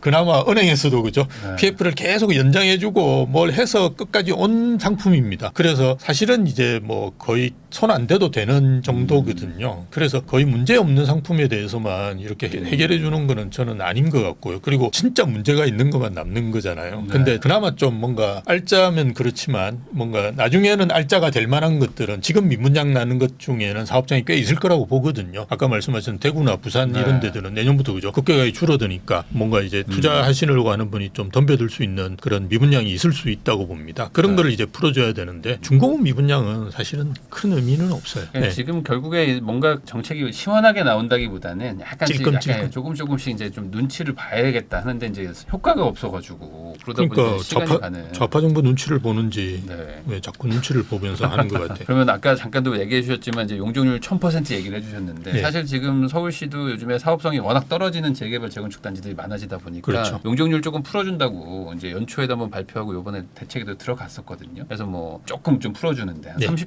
40% 정도 늘려주겠다 이런 얘기들이 있는데 그 정도로는 안 된다고 보시는 거죠? 그러니까 지금 집값 잡으려면 말씀하셨듯이 네. 말씀드렸듯이 뭐 한 1000% 정도 높여가지고 하면 일본은 제가 알고 있기로 1200%막 그렇게 되거든요. 미국은 거의 2000% 가까운 것도 제가 있는 걸로 알고 있습니다. 그래서 그 정도 하는 게 맞고요. 그리고 우리나라에서는 사실은 뭐 규제상 남아 있는 뭐 재초안이라든지 아니면 네. 지금은 이제 공사비 때문에 재개발 재건축이 문제가 되지 용적률 임대주택 때문에 사실은 지금 문제되는 건 아닌 걸로 제가 알고 있습니다. 그리고 재개발 재건축 같은 경우 이렇게 용적률이라든지 찔끔 그죠 임대주택도 찔끔 줄여주면서 요구가 엄청 많아요 서울시에서. 그러니까 그게 진행이 안 돼요. 그러니까 이게. 요구를 엄청나게 하면서 저걸 찔끔 해주니까 더 문제가 되거든요. 용적률 좀 올려주고 뭐 이야기하는 게 근린 시설들 개방하라. 그러니까 최근에도 뭐 어디 네. 근린 시설 개방하는 것 때문에 굉장히 문제가 됐는데요. 그걸 누가 하고 싶겠습니까? 저 같아도 싫어요. 그거는 뭐 와가지고 뭐 노숙자들이 올 수도 있는 거고요. 당연히 그거는 싫어하는 걸 하라 그러고요. 그리고 임대주택 같은 경우도 서울시에서 지금 하는 방식이 줄여는 주지만 뭐 이를테면 예전에도 뭐 용적률 올려주면서 임대주택 좀 넣으라고 할 때 하는 방식이 옛날에는 이제 물론 좋은 방식은 저는 아니라고 보긴 하지만 너무 임대주택을 차별되게 짓거든요. 네. 우리는. 근데 이걸 지금 소셜 믹스라 그래가지고 그렇죠. 같은 동안에다가 확 섞겠다는 건데요. 이거는 절대로 서울 재건축에서 받을 수 있는 조건이 아니에요. 근데 그렇게 하라고 하면서 계속 찔끔 용적률이나 임대주택을 완화시키는데요. 소셜 믹스라는 거는 다 망한 정책을 가져와가지고 어디서 주워 들어가지고는 그걸 가져와가지고는 하고 있는데요. 절대로 성공할 수 있는 정책이 아니에요. 하긴 그렇죠. 이게 그 왜 이렇게 사람들이 서로 이렇게 좀 차별을 하려고 하는지 그 원인을 봐야 되는데 차별하지 그러니까요. 마라고 이제 묶어두면 그럼 난 안 한다 이렇게 되는. 그럼요. 사람이 욕망이 소셜 믹스 때문에 할렘가 생기고 뭐 이렇게 한 게 외국의 사례인데요. 도시국가나 뭐 이런 데서나 성공하지 그게 성공할 수 있는 정책이 아닌데도 지금 제가 계속 이야기하는 게 에이지 믹스 해야 된다고 그 이야기 한 지가 정말 오래됐는데요. 네. 그거를 지금 해야 될 시점이에요. 근데 그걸 안 하면서 계속 소셜 믹스를 해서 돈 있는 사람들 다 떠나게 만들면 그럼 어떡하자는 건지. 아, 오히려 차라리 세대를 좀 섞어야 된다. 예, 그거는 지금 우리가 빨리 해야 될 정책 중에 하나예요. 강남 같은 데 가더라도 마찬가지고 지금 나이 드신 분들이 굉장히 많은데 이분들이 살 수 있는 집들이 거의 없거든요. 우리는 실버타운을 안 지었기 때문에 그래서 이분들이 갈 데가 없기 때문에 아마 거기서 그대로 늙을 거예요. 근데 그분들의 해야 될 케어 같은 경우는 사실 가족에서 하면 됩니다. 그래서 일본 같은 경우 UR이라고 우리 LH 비슷한 데가 있는데요. 근거리 거주라고 해서 근거리에 거주를 하는 자녀분들한테는 임대료를 30%를 깎아줘요. 20, 30%. 근데 임대료 30%가 큽니다. 일본은 한 2, 300대이기 때문에 임대료 30%가 5, 60만 원, 50에서 100만 원 사이예요. 그러니까 네. 그걸 깎아준다니까 다 그렇게 몰려 살아요. 그래서 자식들도 좋고 왜냐하면 애들 맡기고 출근하고 그죠. 다시 케어하고 그리고 어르신들도 이렇게 병원 가고 이러는 거 자제분들이 도와주고 뭐 이런 거 하고요. 그리고 일본의 실버타운 같은 경우는 한 20, 30% 범위 내에서 젊은 분들도 들어올 수 있도록 만들어놨어요. 예, 그래서 그런 실버타운이 훨씬 인기가 있어요. 그리고 노인분들은 비싸게 받고 젊은 분들은 싸게 받아요. 네. 그러니까 젊은 친구들은 들어갈 유인이 생기잖아요. 그리고 다 도심에 네, 있으니까. 네. 그래서 들어가면 또 노인분들이 그 애들 봐주고 뭐 이런 식으로 에이즈 믹스를 하려고 엄청나게 노력을 많이 하고 그걸 법적으로 자꾸 만들어 나갑니다. 근데 네. 우리는 역세권 청년주택, 실버타운, 맞아요. 고령자 친화주택 그렇게 아예 하면 안 점점 되죠. 분리를 하려고. 네, 자꾸 분리를 하는데 그렇게 네. 하시면 안 된다는 거 계속 이야기하는데 계속 하는 것 같아요. 합쳐야 돼요. 합쳐요. 그것도 참 좋은 이야기인 것 같습니다.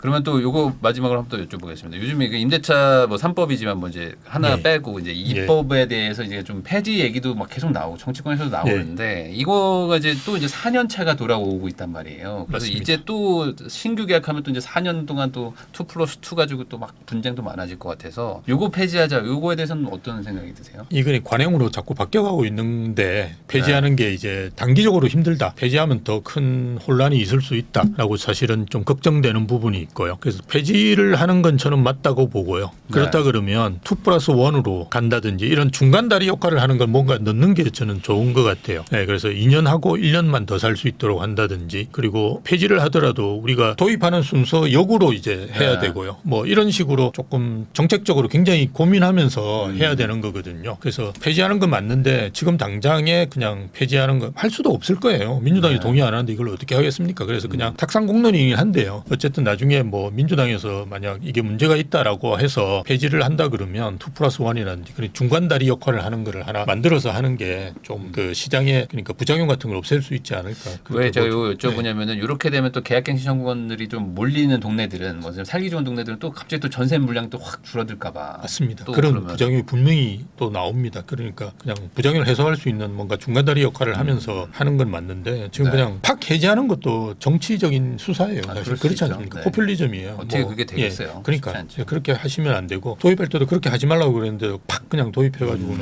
그러니까 이게 경제를 너무 모르고 저도 마찬가지로 그냥 직장생활 시작해가지고 이렇게 올라가자 대학에도 있었지만 그 전에는 한 10년 동안 직장생활을 했었거든. 건설산업연구원도 있었고요. 이렇게 하면서 그렇게 이렇게 해서 하다 보니까 이 경제가 어떻게 돌아가는지 이런 거는 그냥 체감적으로 느낄 수 있거든요. 근데 정치권에 있는 분들은 거의 그런 걸 안 해본 것 같아요. 제가 보면 그러다 보니까 그냥 이걸 하면 어떤 반응이 올지에 대한 생각 같은 게 너무 부족한 거 안타까운 것 같아요. 어쨌든 여기 좀 잘 바뀌었으면 좋겠다. 이런 얘기를 좀 마무리로 하겠습니다.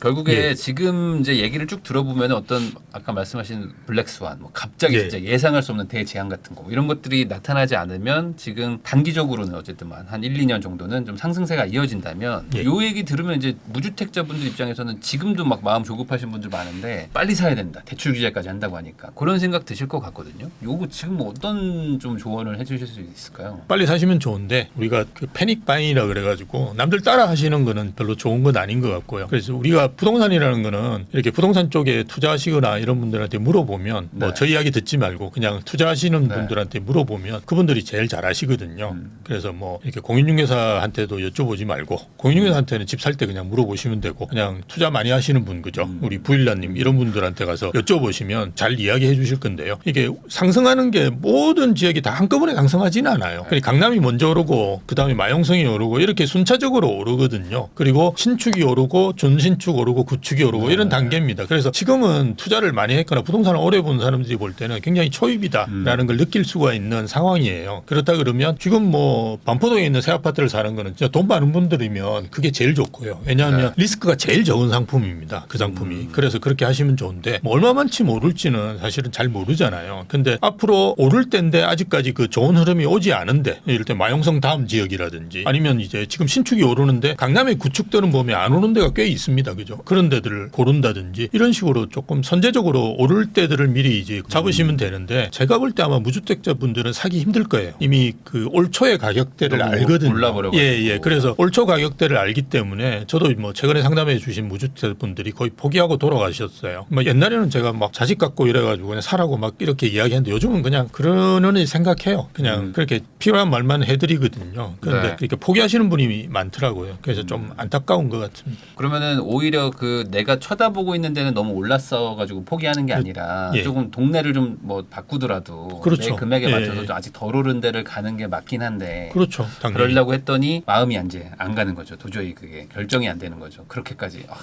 딱 4달 전에 사면 됐었는데 뭐 이런 느낌인 거잖아요. 예, 그럼 좀 뭐 무리하실 필요도 있고요. 이를테면 그 전세 사는데 네. 월세로 바꾸고 나머지 금액을 더 투자하신다든지 그죠? 이런 방법을 쓰셔가지고 원하시는 지역으로 가시든지 아니면 뭐 저는 이제 지역은 중요하다고 봐요. 그래서 지역의 구축 같은 거는 저는 낫다고 보거든요. 그래서 물론 신축 찾아가지고 자꾸 다니시는데 네. 신축도 뭐 10년 지나면 구축되는데 굳이 그래서 여러분들이 계속 들어봤던 지역은 아마 20, 30년 전에도 계속 들어봤던 지역입니다. 그러니까 네. 지역이 일단 중요하고 여러분 사놓은 아파트들은 나중에 가면 뭐 구축도 신축으로 바뀔 수도 있고요. 그죠? 네. 그러니까 서울은 이제 서울의 아파트에 사시는 분이 42%인가 43%밖에 안 돼요. 전국에서 세 번째로 낮습니다. 그 나머지 지역이 어디냐 그러면 제주와 전남이에요. 여기는 가보면 아파트가 거의 없어요. 네, 그런 지역 제외하고 나면 서울의 아파트가 가장 적습니다. 그러니까 구축도 언젠가는 이제 신축이 될 수 있으니까요. 좀 구축이더라도 뭐 한 20년 애매하지만 그죠? 가격이 안 오르는 이런 데를 찾아보시면 좋을 것 같은데 자꾸 신축만 보시고 또 강남의 반포동만 보시고 50억 이렇게 하시면 집을 못 사죠. 그죠? 그렇죠. 예. 사실 결국에 이제 구축도 이제 신축이 될 수 있는 것이고 지금의 신축들도 그렇죠. 구축들이었었던 것들이고 맞습니다. 예. 그리고 신축이 계속 올라가면 결국에 구축도 사업성이 나오잖아요. 나옵니다. 네. 그냥 그런 걸 생각해서 감성적인 판단보다 좀 이성적인 판단이 좀 필요하다. 예, 맞습니다. 예.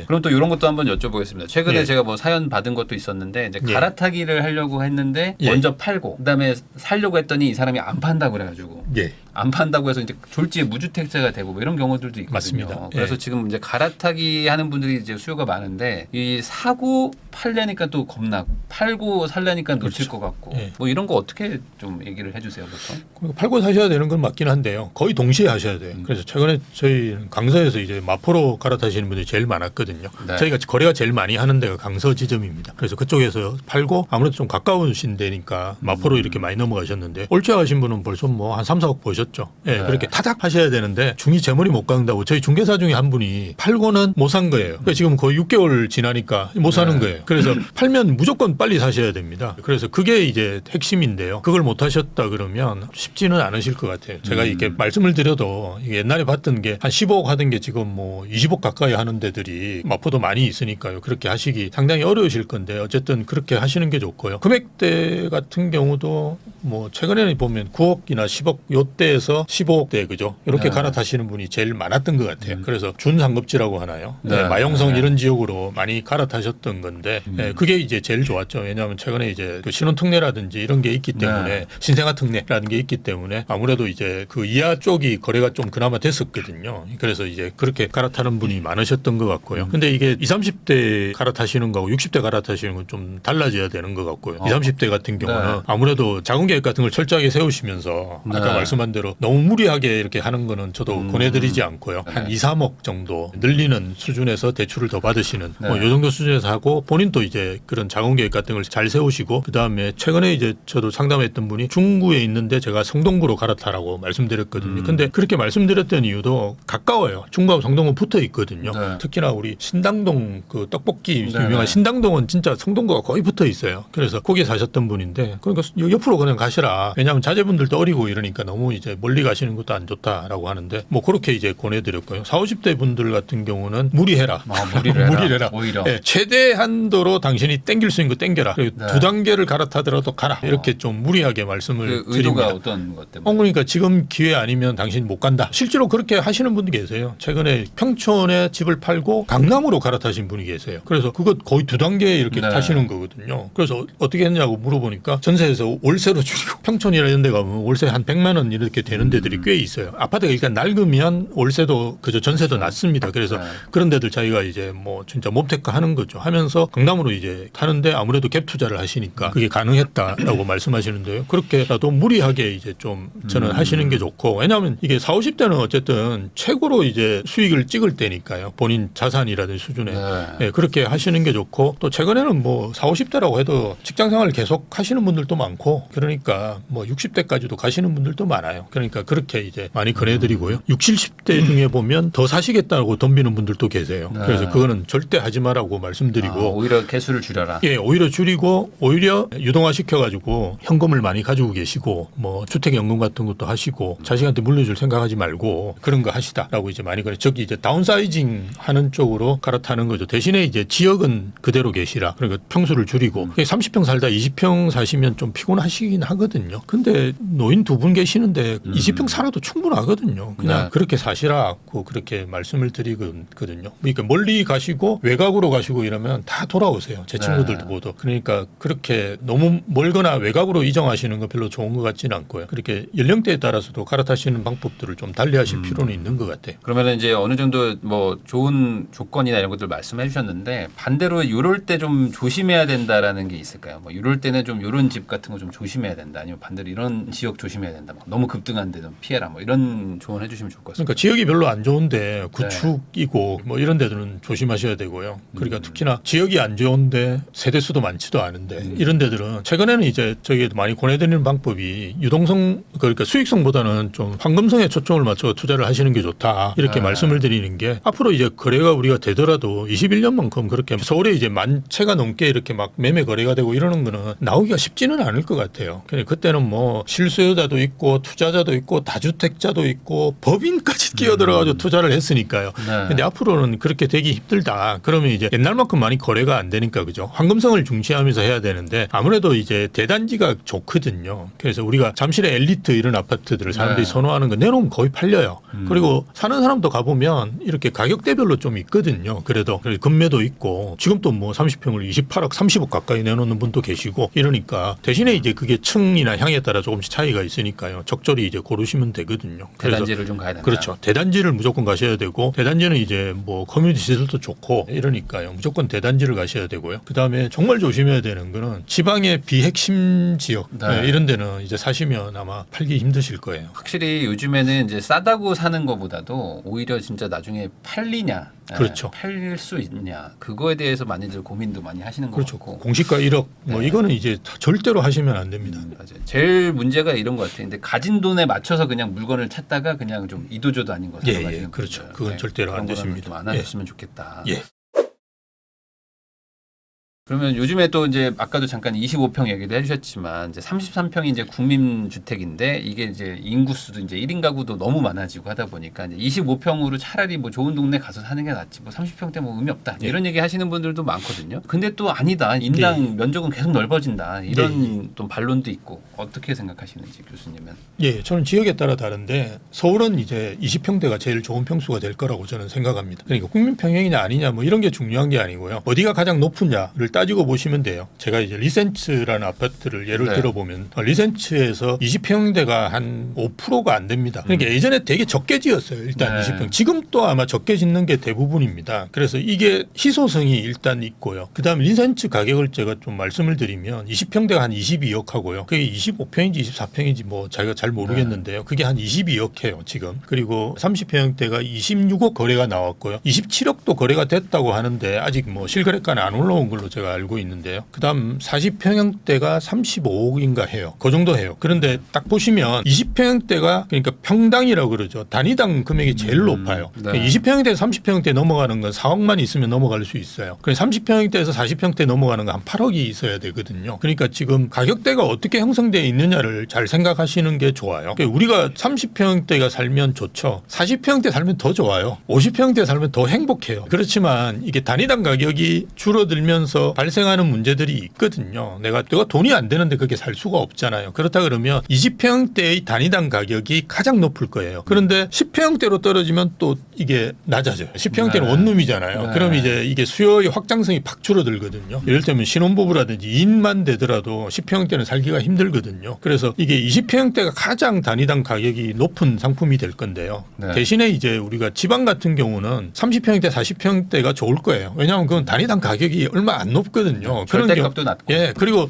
또 지방 분들은 이게 이렇게 하는 게 좋아해요. 그래서 30평대, 40평대, 50평대를 사시는 것도 좋아하시거든요. 그러니까 거기는 또 다른데 제가 말씀드리는 건 단위당 가격들이 뭐 5천만 원씩, 6천만 원씩 하는 이런 서울 같은 경우는 아무래도 이렇게 여러분이 사시려고 하는 아파트의 단위당 가격이 몇 평대가 가장 높은지를 보시면 다 20평대가 제일 높아요. 그래서 그 가치가 물론 이제 지금 투자하려고 할 때 20평대하고 30평대 차이가 크지 않으니까 30평대가 더 오를 수는 있겠죠. 그렇지만 우리가 20평대의 단위당 가격이 제일 높아요. 그래서 그걸 사시는 게 제일 좋아요. 예, 만약 이렇게 비교를 해보고 정말 20평대가 30평대보다도 뭐 크게 차이가 없다. 그죠? 네. 단위당 가격이. 그러면 무조건 20평대를 사시는 게 좋아요. 그게 결국에 환금성에도 좀 더 황금성에도 훨씬 좋고요. 도움이 될 예, 거고. 그러니까 제가 말씀드리는 거는 20평대 한 동 있는 걸 말씀드리는 게 아니고 5,000세대, 즉 네. 리센츠가 5,560세대인가 그래요. 그죠? 이런 대단지의 20평대 이런 상품들은 황금성도 굉장히 좋아요. 내놓으면 그냥 팔려요. 그러니까 그런 상품들을 고르시는 게 좋다. 그 저희가 이제 계속 부동산 얘기를 하고 있는데 사실 이제 예. 부동산 투자에 대해서 좀 불안하다고 생각하시는 분들도 이제 많아요. 왜냐하면 예. 이제 어쨌든 간에 인구 감소는 뭐 예정되어 있는 일이고 그렇죠. 그리고 이제 예. 그 여러 가지 뭐 고려했을 때 특히 이제 지방 분들은 막 걱정도 많으시고 그래서 이제 부동산으로 지금까지 자산을 잘 만드셨지만 결국에 이제는 좀 다른 걸로 가야 되나 이런 생각하시는 분들도 많거든요. 근데 뭐 교수님은 좀 어떻게 생각하시는지 그래도 우리나라에서는 어떤 구조나 이런 걸 봤을 때 그래도 부동산이 좀 확률이 좋다고 생각하시는지 아니면 뭐 다른 것도 좀 어느 정도 가지고 가야 될까요? 그러니까 본인에 맞는 투자를 하시면 되는데요. 그러니까 어쨌든 투자는 하셔야 되는 것 같고요. 네. 이렇게 저도 이제 저 나이 때 돼 보면 이제 사실은 소득 수준은 상당히 달랐거든요. 친구들 중에 잘 버는 놈도 있고요.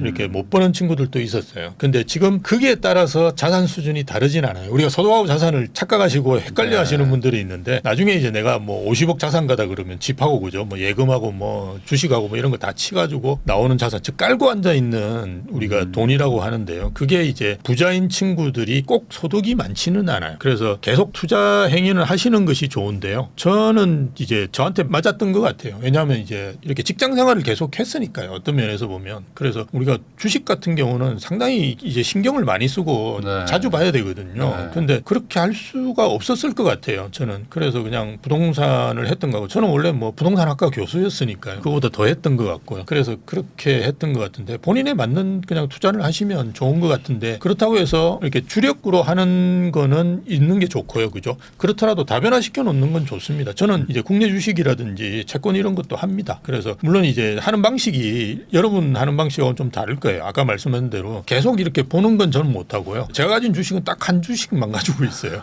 그걸 이제 많이 가지고 있습니다. 아, 2만 주나 3만 주. 예, 네. 예, 그런 식으로 가지고 있습니다. 그러니까 조금씩 사 모은 거죠. 계속. 네. 예, 그렇게 가지고 있는 게 그냥 신경 안 쓰고 나중에 이제 필요할 때 조금씩 팔면 되거든요. 그래서 그게 맞는 것 같고요. 최근에는 뭐 채권 같은 것도 ETF 같은 상품으로 나오는 것 같아요. 그래서 채권이라는 게 원래 이제 만기라든지 금리가 정해져 있는데 그걸 썩는 거죠. 그렇게 해서 여러분이 투자하시기에 편한 개인 투자 상품으로 채권들도 많이 나오니까요. 아마 적당한 트렌치 같은 걸 고르시면 될 겁니다. 그래서 그런 것도 가능한데요. 그렇게 분산해 놓으시면서 이를테면 유동성이나 황금성에 좀 어느 정도 비중을 두시면서 가시는 게 우리나라 분들이 너무 이제 부동산에 많이 가지고 계시거든요. 그게 이제 다른 자산은 없는데 집만 있다 보니까 이제 그런 건데요. 아마 젊은 분들은 뭐 그렇지는 않을 것 같고요. 대신에 이제 코인이나 금 같은 경우는 저는 잘 모르겠어요. 그런데 어쨌든 희소성이 있는 자산이면 저는 괜찮다고 봅니다. 코인 중에도 희소성이 있는 게 있다고 합니다. 예, 물어보면. 그래서 그런 상품들은 저는 괜찮긴 한다고 생각하는데 변동성이 아마 주식이나 채권보다는 훨씬 클 거예요. 그렇죠. 부동산보다는 훨씬 더 하고요. 그런 데 대해서 견딜 수 있으시면 저는 조금씩 그걸 뭐 1억 2억씩 하는 거는 문제가 물론 뭐 몇백억 가지고 계신 분은 1억 2억 하시면 되는데 그렇지 않다 그러면 뭐 몇백이나 천에서부터 시작해서 조금씩 늘려나가면 저는 좋다라고 보는데요. 어쨌든 하나의 상품만 하는 거는 문제가 있고 다양하게 투자를 하시는 건 좋은 것 같고요. 저는 뭐 브라질 채권도 가지고 있어요. 그래서 다양하게 하시는 거는 나쁘진 않다. 대신에 주종목은 있으시는 게 좋다. 모르는 거는 조금씩 배워가면서 늘려나가시는 게 좋다. 예, 그것만 좀 생각하시면 될 것 같아요. 맞습니다. 결국에 이제 또 지금 막 2030 이런 분들이 막 한 5년 안에 부자 되려고 막 10년 안에 되려고 하시는 분들 많은데 사실 인생 긴 거고. 맞습니다. 네, 50대, 60대 부자 돼도 사실 그 이후로 시간도 많고 그러니까 너무 좀 조급하지 않았습니다. 예, 2030 되시는 분들은 한 120살 사실 거예요. 이제 그렇게 사셔야 되는데 너무 20, 30대 승부를 보시려고 하는 분들 제가 이렇게 뭐 카페나 이런 데 보더라도 그런 이야기 많거든요. 인생은 한 방이다 그러는데 한 방이 아니라 몇 방이 될 거예요. 이제는. 그러니까 너무 그렇게 조급해 하실 필요는 없는 것 같아요. 그럼 마지막으로 이제 하반기에 또 부동산 살려고 하시는 분들이 영상들 많이들 예. 보시고 그리고 실제로 지금 이제 막 돌아다니는 분들이 엄청 많아졌어요. 그러다 맞습니다. 보니까 이분들한테 어떤 그 심리적인 왜냐면 이제 또 막상 가면 또 물건 보면 또 막 사잖아요. 막 바로 자기도 모르게 막 돈 계좌 이체하고 막 그러는데 뭔가 좀 이런 거 조언 한마디 해주시면 좋을 것 같습니다. 제가 투자할 때도 많이 들었던 이야기인데요. 부동산은 주인이 있다라는 겁니다. 그래서 여러분이 갔는데 아닌 것 같다. 그러면 그건 아마 여러분이 부동산이 아닐 수 있을 거예요. 네. 그래서 부동산이 얼마나 많은데 주택만 하더라도 그래서 그냥 너무 이제 안달하시지는 마시고 왜냐하면 매수자가 항상 위에 있는 거예요. 사실은 매도자 우위 시장이라고 하더라도 그거는 정말 극히 일부의 시장인 거고 네. 나머지 지역들은 대부분 이제 매수자가 우위입니다. 그래서 여러분이 언제든지 살 수 있기 때문에 너무 이제 조급해 하실 필요는 없고요. 대신에 부동산은 이제 장점이 있어요. 제일 나쁜 투자를 하더라도 꾸준히 가지고 계시면 정말 우상향합니다. 그래서 뭐 엘리트라고 제가 말씀드렸던 상품을 이야기를 드리면 제일 꼭대기에 샀을 때가 2007년도에 아마 사셨을 거예요. 그게 9억 정도 했습니다. 30평형대가. 네. 그런데 제일 안 좋을 때 파셨을 때가 아마 2022년도에 파셨을 거예요. 그게 19억 했어요. 그러니까 2배 이상은 보셨거든요. 그러니까 네. 그런 심정으로 그냥 투자를 하시는 게 좋고 이걸 주식처럼 자꾸 이렇게 저희 우대방에서도 단지 표준 가격이라고 그래서 일주마다 얼마큼 올랐는지를 이렇게 앱으로 볼 수 있도록 만들어 놨긴 했어요. 근데 그거는 이제 젊은 분들이 원체 그걸 좋아하기 때문에 저희가 만든 네. 어플이고요. 예, 그게 아니고 부동산은 어쨌든 이게 내 필수제이기 때문에 여러분들이 집을 가지고 계시든 아니든 그죠? 이거는 어차피 주택 시장에는 참여할 수밖에 없어요. 그래서 최근에 통계 나온 것도 보니까 월세 사는 분들이 가장 많은 지출을 하고 계신다라는 거거든요. 그래서 그렇게 할 바에는 전세나 아니면 이제 매매를 하시는 게 좋으니까요. 그래서 네. 필수제니까 그냥 하나 가지고 계시는 것이 가장 좋다. 그리고 미국에서도 자산 관리 첫걸음은 내 집 마련이다. 네. 이렇게 딱 나와 있어요. 그러니까 그렇게 생각하시면 좋을 것 같습니다. 하긴 또 유명한 펀드 매니저 분들 다 그냥 1주택 먼저 마련하고 주식해라 맞습니다. 뭐 이런 얘기도 하는 것처럼 결국에 필수제를 가지고 이게 그렇습니다. 뭐 이렇게 살까 말까를 고민한다는 것 자체가 사실 맞추기 쉽지 않은 그런 맞습니다. 영역인 것 같기도 예. 합니다. 지금까지 미국 IAU 심영석 교수님을 모시고 최근 달라진 부동산 시장 분위기부터 이제 하반기에 또 어떻게 시장이 움직일지 전망까지 이야기 나눠봤습니다. 귀한 시간 내주셔서 시청해 주신 거 다시 한번 감사하다는 말씀 전하면서 저도 교수님하고 인사 나누도록 하겠습니다. 오늘 나와주셔서 감사드립니다. 예, 감사합니다.